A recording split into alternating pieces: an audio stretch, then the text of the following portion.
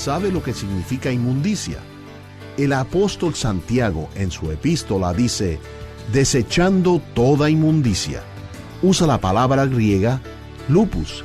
Lupus hace referencia a la cera en el oído. ¿Qué nos trata de decir? Lo que Dios está diciendo es que si usted quiere oír su palabra, debe limpiar de cera sus oídos espirituales. Usted no podrá escuchar si sus oídos están tapados.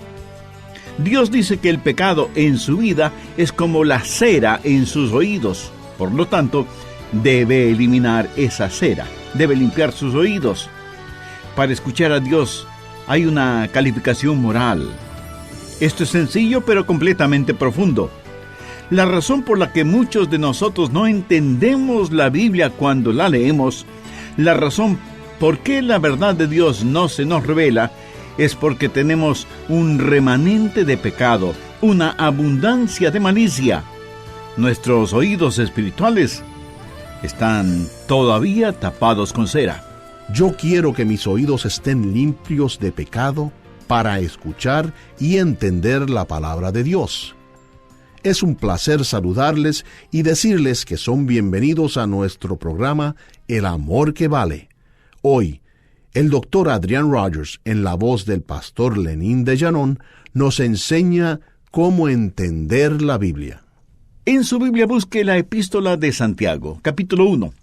Después de un momento leeremos desde el verso 21. Primero quiero decirle que usted nunca será un creyente en crecimiento sin tener conocimiento de la palabra de Dios. Pero no es suficiente el conocer los hechos de la Biblia. Usted debe conocer al Señor de la Biblia. De lo contrario, usted puede volverse un apóstata con la Biblia bajo el brazo. Y no solo debe conocer la Biblia y al Señor de la Biblia, sino que debe entenderlos. Ahora sí leamos la palabra de Dios en Santiago 1 desde el verso 21. Por lo cual, desechando toda inmundicia y abundancia de malicia, recibid con mansedumbre la palabra implantada, la cual puede salvar vuestras almas. Pero sed hacedores de la palabra, y no tan solamente oidores, engañándoos a vosotros mismos. Porque si alguno es oidor de la palabra, pero no hacedor de ella, este es semejante al hombre que considera en un espejo su rostro natural. Porque él se considera a sí mismo, y se va, y luego se olvida cómo era. Mas el que mira atentamente en la perfecta ley, la ley de la libertad, y persevera en ella, no siendo oidor olvidadizo, sino hacedor de la obra, este será bienvenido en lo que hace. En este pasaje tenemos 4 maneras para entender mejor la palabra de Dios. Mire otra vez el verso 21. Por lo cual, desechando toda inmundicia y abundancia de malicia, recibid con mansedumbre la palabra implantada, la cual puede salvar vuestras almas. Esto fue escrito a creyentes. Santiago está diciendo a los cristianos cómo ser salvos. Recibid con mansedumbre la palabra implantada, la cual puede salvar vuestras almas. Y alguien me dirá, pastor, yo pensé que ya éramos salvos. Sí, lo somos. Entonces, ¿por qué dice que hay que recibir la palabra para que podamos salvar nuestras almas? Mi amigo, la salvación llega a nosotros en 3 tiempos. Tiempo pasado, tiempo presente y tiempo futuro. El tiempo pasado de la salvación sucede cuando recibe a Cristo como su Salvador personal y usted es librado de la culpa del pecado. Usted nunca irá al infierno porque su pecado ha sido lavado con la sangre de Jesucristo y ahora usted es más blanco que la nieve. Pero hay también la salvación en el tiempo presente, o sea, la salvación del poder del pecado. Y aunque nosotros no estamos rumbo al infierno, el diablo no deja de trabajar en nosotros. Y el pecado aún tiene su atractivo. El pecado trabaja diariamente en nosotros, y usted sabe que eso es verdad, aunque yo no se lo diga. Así que necesitamos ser salvos en tiempo pasado, y ser salvos del poder del pecado en tiempo presente. Y un día, cuando Jesús regrese, esa es la salvación futura. Seremos salvos de la posibilidad de pecar. Pero por supuesto, ese día todavía no ha llegado. Así, la palabra de Dios puede salvar nuestras almas. La palabra griega para alma es psique. que comprende su mente, sus emociones, su voluntad, y necesitan estar controladas por la palabra de Dios. Cuando su mente, sus emociones y su voluntad son controladas por la palabra de Dios, entonces usted vivirá victoriosamente. En Juan 17:17 leemos: santifícalos en tu verdad. Tu palabra es verdad. La Biblia dice que debemos recibir la palabra de Dios. Santiago dice: recibid con mansedumbre la palabra implantada, o sea, la palabra de Dios. En el griego hay dos palabras para recibir. La una palabra es lambono, que significa asir, alcanzar algo y tomarlo. Santiago no usa esa palabra aquí, porque usted simplemente no puede estirar la mano y arrebatar la palabra de Dios, de ninguna manera. De vez en cuando alguien dice: he estudiado historia, geometría, matemáticas, física y la Biblia. Lo que esa persona quiere decir en lo referente a que ha estudiado la Biblia es que ha usado un diccionario bíblico, una concordancia, y ha puesto su mente, su voluntad, su determinación y su intelecto y dice: voy a dominar la Biblia. Esa persona podrá aprender las palabras, pero nunca aprenderá la música. Puede aprender cosas acerca de los reyes de Israel, pero no conocerá al Rey de Reyes. Algunos dicen: voy a extraer toda la verdad de la Biblia. Como que hay un indicio de vanidad en una declaración así, ¿no le parece? Y muchos se han acercado a la palabra de Dios de esa manera y han fracasado. La palabra griega para recibir es dekomine, que significa dar la bienvenida. Recibir la palabra de Dios es como dar la bienvenida a un huésped en su casa. Por lo tanto, si usted quiere entender la Biblia, usted debe darle la bienvenida a la palabra de Dios. No intente solo con su intelecto, su mente y su determinación examinar la Biblia para sacar sus verdades. Pero si usted se acerca a ella con un corazón abierto, una mente dispuesta y le da la bienvenida, la palabra de Dios le entregará sus verdades. He tenido el privilegio de predicar en diferentes países.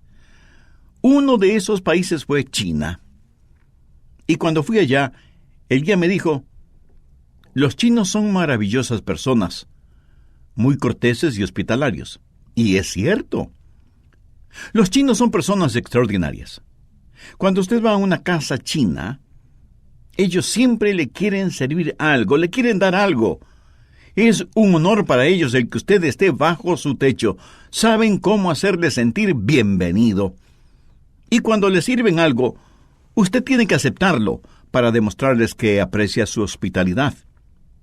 Y el guía me dijo: si le sirven té, por ejemplo, no extienda la mano para alcanzar la taza. Eso implica una descortesía. Extienda ambas manos y deje que el anfitrión le ponga la taza de té en sus manos. En esta forma, usted estará recibiendo. ¡Qué extraordinaria lección! Usted no necesita estirar las manos y simplemente apoderarse de la palabra de Dios. Debemos levantar nuestras manos hacia Él, dar la bienvenida a la palabra, recibir la palabra. Aceptamos su palabra por fe y por gracia y dejamos que la palabra de Dios inunde nuestro corazón.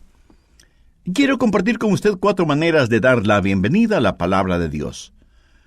¿Cómo dar la bienvenida a la palabra de Dios? Primero, con un corazón arrepentido. Miremos nuevamente Santiago 1:21. Por lo cual, desechando toda inmundicia y abundancia de malicia, recibid con mansedumbre la palabra implantada, la cual puede salvar vuestras almas. Nota aquí. Hay una calificación moral para entender la palabra de Dios.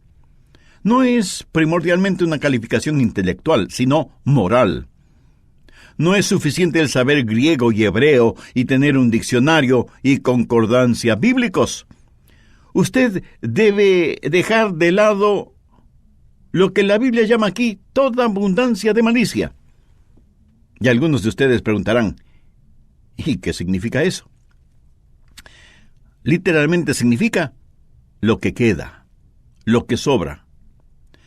Cuando usted se salvó, se arrepintió de sus pecados y recibió a Cristo como su Salvador y Señor personal en la mejor forma que pudo. Pero usted era un creyente nuevo. Había mucho que usted no sabía de Jesús y mucho que no sabía acerca de usted mismo. Cuando se salvó, fue, por así decirlo, como Lázaro, quien salió de la tumba. Y Jesús, para resucitar a Lázaro de entre los muertos, le dijo: «Lázaro, ven fuera». Y Lázaro vino fuera, pero ¿cómo salió? Con las ropas de su vieja vida. El mal olor de su vida vieja estaba con él. Ahora ha recibido vida, ha salido de la tumba, todavía con su ropaje mortuorio, y Jesús dijo: «Desatadle y dejadle ir». En otras palabras, quitadle lo que le queda de la vida vieja, la abundancia de malicia. O cuando el hijo pródigo regresó a su padre. Recuerde esa historia en el capítulo 15 de Lucas. El hijo pródigo regresó a la casa de su padre, pero vino cubierto de harapos. Y su padre dijo que le pongan sandalias, y un anillo, y un manto nuevo. Que le quiten esos harapos, las sobras de su vida pasada. ¿Qué significa esto para usted? Usted puede ser salvo y estar rumbo al cielo, pero todavía tiene una abundancia de malicia. Todavía tiene un sobrante de su vieja naturaleza. Déjeme decirle algo. Yo me arrepentí de mis pecados para recibir a Jesucristo como mi Salvador. Pero me he arrepentido mucho más después de ser salvo que lo que hice en el momento de mi conversión. ¿Acaso no es eso cierto también para muchos de ustedes? Y me he arrepentido mucho más desde entonces porque me salvé. He aprendido mucho más acerca de mí mismo, he aprendido mucho más acerca del Señor Jesucristo, y por eso Santiago dice: debemos desechar toda inmundicia y abundancia de malicia. ¿Sabe lo que significa inmundicia? Pues se va a sorprender. En el original griego la palabra es lupus y hace referencia a la cera en el oído. Lo que Dios está diciendo es que si usted quiere oír, debe limpiar de cera sus oídos. Usted no podrá escuchar si sus oídos están tapados.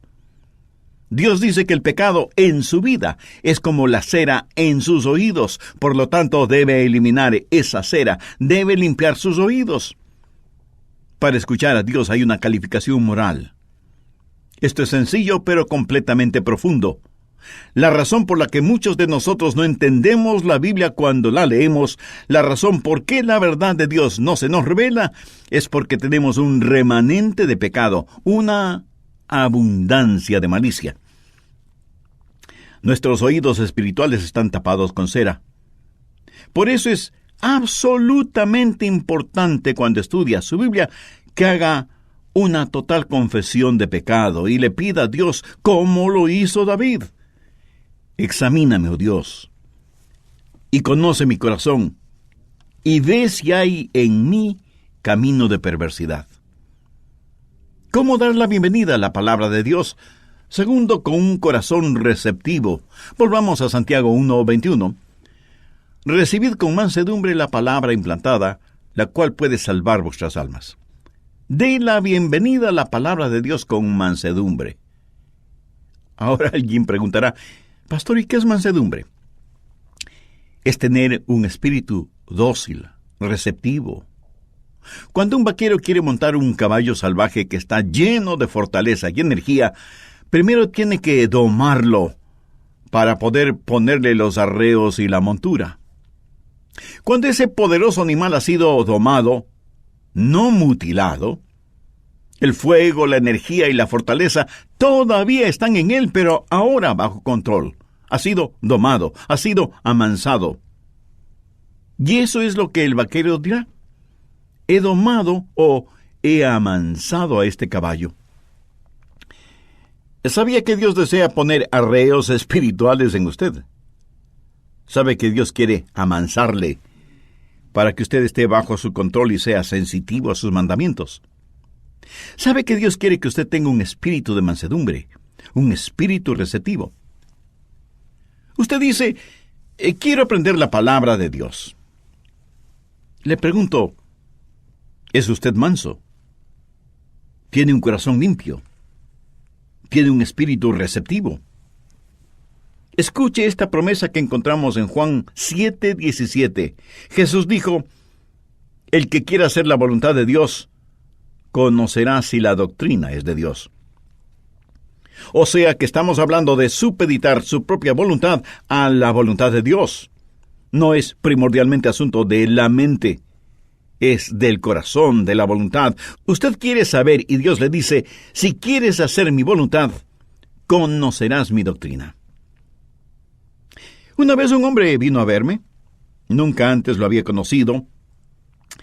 Era un importante ejecutivo de la industria espacial en Cabo Kennedy. Era un hombre inteligente y culto. Vino a mi oficina y me dijo, Pastor Rogers, necesito su ayuda.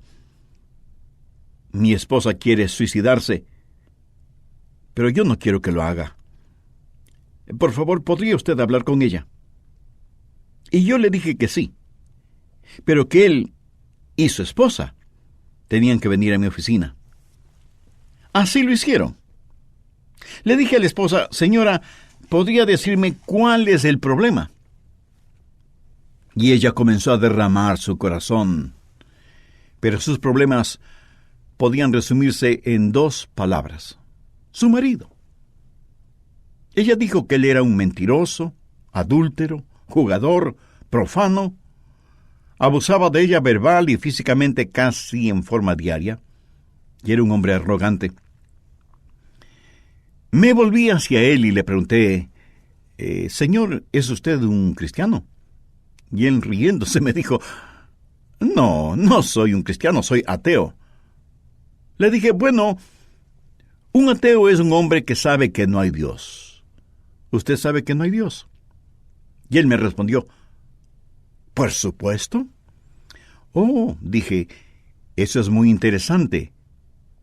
De todo lo que hay que saber, ¿cuánto sabe usted? ¿Sabe todo lo que hay que saber?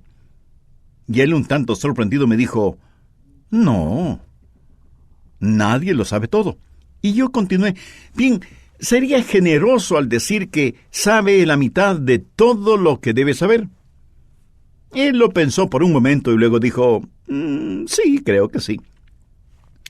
Y yo proseguí, creo que usted dijo que sabía que no había Dios. ¿Admitiría la posibilidad de que Dios existiera en esa mitad de conocimientos que usted no tiene? Bueno, dijo él, no creo que haya un Dios. Y le dije, eso es diferente. Usted no es un ateo. Usted es un agnóstico. Y él dijo, sí, eso es lo que soy, un agnóstico, no creo que haya un Dios. Le dije, ¿sabía que un agnóstico es uno que duda? Bueno, no quise decir la palabra equivalente en latín, que es ignoramus. Agnóstico, ignoramus, la misma palabra. Simplemente significan, no lo sé. Pero le dije, ¿es usted uno que duda? Déjeme preguntarle, ¿de qué clase? Y él respondió, ¿cómo de qué clase? ¿Cuántas clases hay? Le dije, hay 2 clases solamente. Los que dudan honestamente y los que dudan deshonestamente. ¿A qué grupo pertenece usted? Y él a su vez me preguntó, ¿y cuál es la diferencia? Sí, lo voy a explicar.